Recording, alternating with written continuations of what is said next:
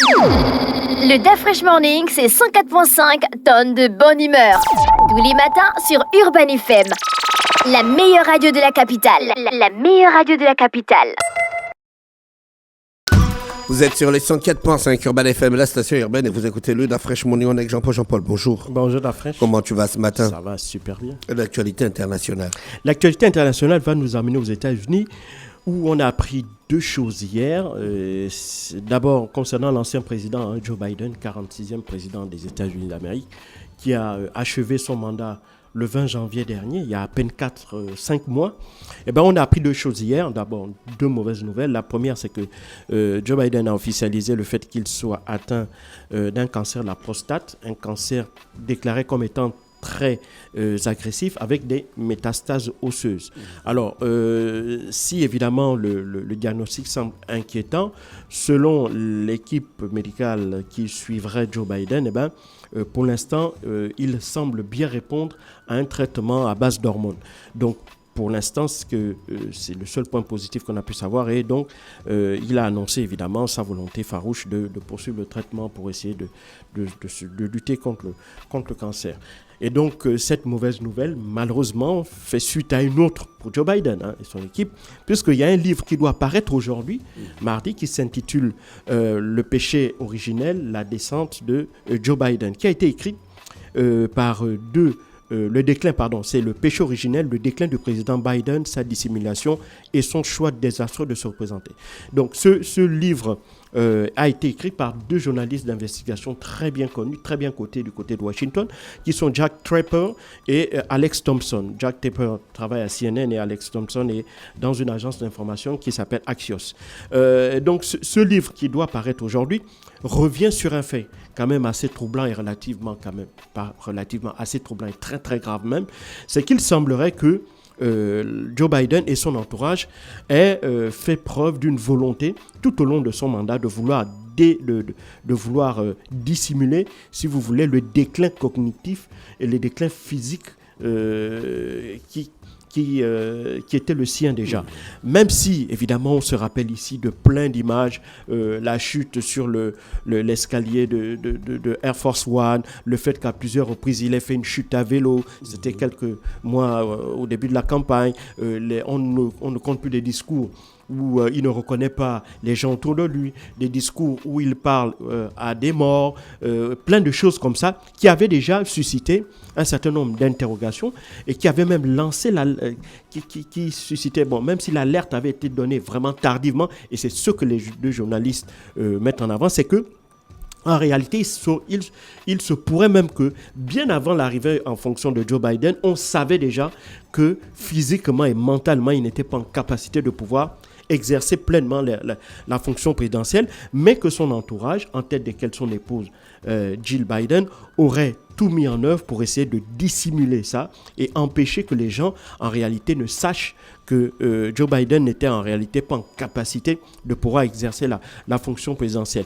Et ce qui est d'autant plus étonnant, c'est que durant les 4 années de mandat, les 4 années de mandat de Joe Biden, à l'exception des derniers mois qui ont précédé notamment la campagne, tout le monde voyait, mais personne n'a remis en cause les capacités physiques et cognitives de Joe Biden, que ce soit les membres de son cabinet présidentiel, que ce soit les membres du Parti démocrate, que ce soit les membres du Congrès, donc le Sénat et la Chambre des représentants, et encore pire, aucun membre de la presse n'a remis en cause, ne s'est véritablement interrogé sur l'état de santé de Joe Biden. Mais ça peut quand même s'expliquer pour deux raisons. La première, c'est que dans tous les pays du monde, malheureusement, la question de l'état de santé des présidents, c'est une question un peu sensible parce qu'elle met à la fois, il faut tenir compte à la fois du respect du secret médical, donc du respect des informations relatives à l'état de santé d'un individu,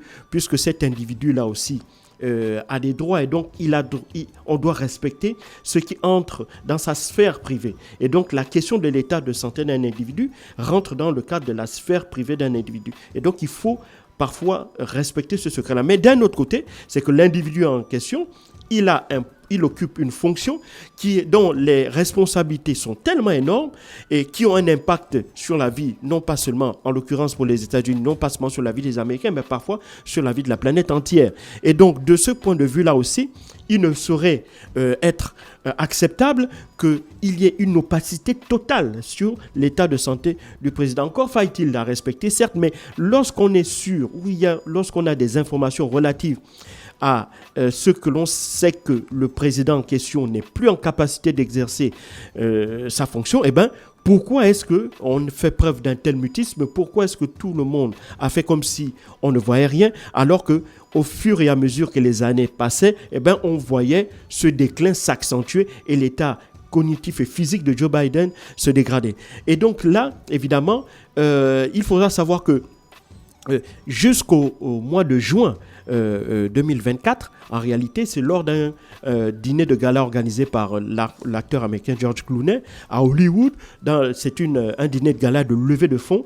Et il y a une anecdote qui est racontée dans ce livre et qui a été en fait l'élément déclencheur de la part des démocrates pour changer au dernier moment de candidat. Alors, lors de cette levée de fonds organisée par George Clooney à Hollywood, George Clooney qui est un soutien du Parti démocrate, ça c'est su et connu de tout le monde, et régulièrement, il organise des soirées de soutien pour lever des fonds pour les candidats démocrates. Et donc, ce soir-là, il est assis à la même table que Joe Biden et il raconte dans ce livre-là que la première chose qu'il avait marqué, c'est le fait que Joe Biden, qu'il avait vu la dernière fois 1 an auparavant, avait, de son point de vue, son état physique s'était encore plus dégradé. Il semblait avoir plus vieilli, alors que ça faisait à peine 1 an qu'il s'était vu.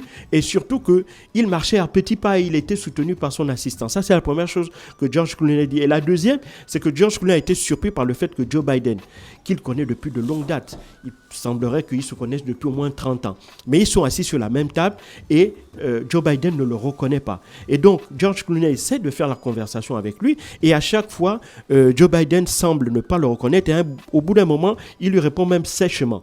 Il aura fallu que son assistant intervienne et chuchoter à l'oreille de Joe Biden que le monsieur en question qui est à côté de lui, c'est George Clooney, pour que, évidemment, ça ravive sa mémoire et qu'il dise « Ah oui, c'est George Clooney, bonjour, est-ce que tu vois ?» Et donc, à partir de là, George Clooney a dit « Non, ça, c'est pas possible. Ce type-là ne peut pas nous représenter à l'élection présidentielle parce qu'on ne gagnera pas. » Et là, on était à 4 mois de l'élection présidentielle, il ne faut pas l'oublier. On était à 4 mois alors que Donald Trump était déjà en campagne depuis 2 ans. Et donc, à partir de là, c'est le lendemain que George Clooney s'était fendu d'une tribune dans la presse pour dire ouvertement que Joe Biden n'était pas en capacité de pouvoir remporter l'élection présidentielle parce qu'il n'avait plus les capacités physiques ni intellectuelles pour faire le boulot. Et donc, c'est à partir de là cette tribune-là dans la presse va faire un effet boule de neige et les langues vont commencer à se délier, non pas pour fustiger le fait que son état de santé était caché, était su et connu de tous, mais personne n'osait en parler.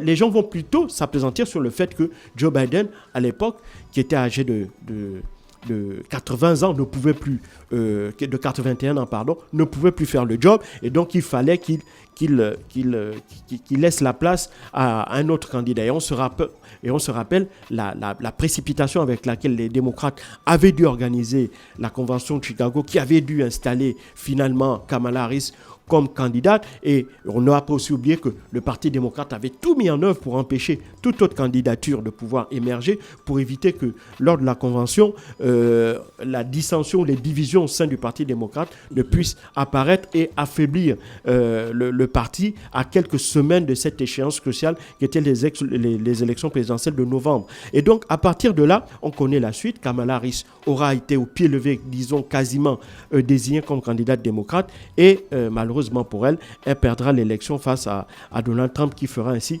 son retour à la Maison-Blanche. Donc, on est face à cette réalité-là. Et dans l'histoire, la question de l'état de santé des présidents a toujours été une question taboue, des questions que l'on n'ose pas aborder. En France, par exemple, on se rappelle du cas de Georges Pompidou et de François Mitterrand. Tous les deux, on savait, en tout cas les médecins, certains membres de la classe politique, certains journalistes savaient, mais à aucun moment on a osé, à l'époque où ils étaient encore en vie au pouvoir, personne n'avait osé dénoncé cette situation-là, qu'en réalité, ils n'étaient plus en capacité d'exercer leurs fonctions et qu'il fallait que ces personnes-là changent de poste. Chez nous aussi, on a connu ça avec Omar Bongo Ondimba. C'est après son décès que l'on a découvert que lui aussi, il était malade depuis de longues années, atteint d'un cancer de la prostate. Et à aucun moment aussi, les Gabonais voyaient bien que son état de santé physique et cognitif se dégradait à chaque apparition publique. Mais à aucun moment, que ce soit en France, aux États-Unis ou encore au Gabon, la question de l'état de santé du président, lorsque cette question-là alarme, et on l'a vu encore plus tard avec le président Ali Bongo, même si la question avait été débattue sur la place publique, mais à chaque fois, les proches de l'ancien président opposaient le discours selon lequel, même s'il était physiquement affaibli, mais cognitivement, mentalement, il gardait toujours toutes ses facultés, ce que l'opposition de l'époque a toujours réfuté, estimant qu'après avoir subi un accident aussi important, il ne peut pas ne pas y avoir des séquelles et donc un amoindrissement des capacités physiques et cognitives de la personne qui a été frappée d'un AVC. Donc ça veut dire que, en dépit du fait que les pays se soient démocratisés, qu'on essaye, même dans les démocraties les plus avancées, les plus anciennes, où la question de la transparence fait partie des principes fondamentaux qui sont censés être respectés là-bas, même dans ces pays-là, en l'occurrence les États-Unis, la question de l'état de santé des présidents reste aussi encore un sujet tabou. On pourrait aussi poser la même question concernant Donald Trump, parce que lui aussi, il n'est plus aussi jeune que ça, il a presque 80 ans, ou voire même un peu plus, et donc lui, Donald Trump est déjà dans... Oui, il est dans les 79, en tout cas dans cette tranche-là. Lui aussi, même si physiquement il semble encore en bonne santé, mais rien ne dit qu'il ne souffre pas de certaines maladies, d'accord? Et donc, pour le savoir, il faudrait attendre encore que son état peut-être physique ou mental se dégrade pour que l'on puisse s'interroger véritablement sur l'état de santé. Or, tant que l'on a l'impression ou tant qu'on a l'image d'une personne qui tient sur ses deux jambes et qui a un discours cohérent, on estime que cette personne est en capacité d'occuper la fonction et on ne cherche pas à en savoir un peu plus. Donc, véritablement, ce livre-là, qui, je le répète, sort aujourd'hui, vient encore jeter un nouveau voile sur le fait que la démocratie aux États-Unis est quand même un peu en recul. Parce que voir que dans un pays où la liberté de la presse est autant respectée et autant garantie par la Constitution, voir qu'il y a une forme d'autocensure à la fois des journalistes, une autocensure des politiques, les membres du Sénat, de la Chambre des représentants et même de l'administration Biden et même de l'administration républicaine. Certains disaient tout haut que, évidemment, l'état de santé de Joe Biden suscitait des interrogations, mais on n'a jamais poussé, si tu veux, la réflexion au-delà de ça, comme si on ne voulait pas véritablement s'attaquer à cette question-là qui rentrait dans une sphère un peu privée, comme s'il y avait la volonté, et puis ça se comprend aussi aux États-Unis. Il y a une espèce de sacralisation de la fonction présidentielle, et donc, même si on veut attaquer le président sur un problème qui est privé, comme celui de son état de santé, on a tendance à ne pas trop pousser le curseur au-delà d'un certain niveau. Et ça, malheureusement, c'est aussi dangereux. Pourquoi? Parce qu'on l'a vu tout au long de la politique, tout au long du mandat de Joe Biden. Il a été hésitant sur des questions cruciales comme les tensions entre la Russie et l'Ukraine. Il a poussé l'Ukraine à faire la guerre, à exiger des conditions de paix qui étaient totalement inatteignables. Donc, il a, si tu veux, complexifié encore la situation aujourd'hui au point où Donald Trump, 3 mois plus tard, est encore dans l'incapacité de véritablement instaurer la paix dans cette zone-là. On l'a vu aussi sur la question de la bande de Gaza, de la question de la Palestine, où il avait des alternoiements. Tantôt il soutenait Benjamin Netanyahou, tantôt il était contre, mais à aucun moment il n'a fait preuve d'une véritable lucidité et de montrer une vision claire sur la position américaine concernant la dégradation de la situation dans la bande de Gaza. Et surtout, il a laissé faire totalement Benjamin Netanyahou au lendemain du 7 octobre, permettant ainsi à Israël de se lancer dans une véritable guerre de destruction totale de la bande de Gaza avec toutes les conséquences que l'on voit aujourd'hui. Et donc on a vu que son état de santé physique et mentale a eu des répercussions très négatives sur la politique, sur les relations internationales, sur la diplomatie et a aussi participé à la dégradation en quelque sorte de l'image des États-Unis dans le monde. Merci Jean-Paul qui revenait sur l'actualité internationale ce matin sur les 104.5 Urban FM, la station urbaine dans l'UDA Fresh Morning, le réveil matinal au plus haut de la capitale sur la radio la plus haute de la capitale. Le DAF Fresh Morning, c'est 104.5 tonnes de bonne humeur. Tous les matins sur Urban FM. La meilleure radio de la capitale. La meilleure radio de la capitale.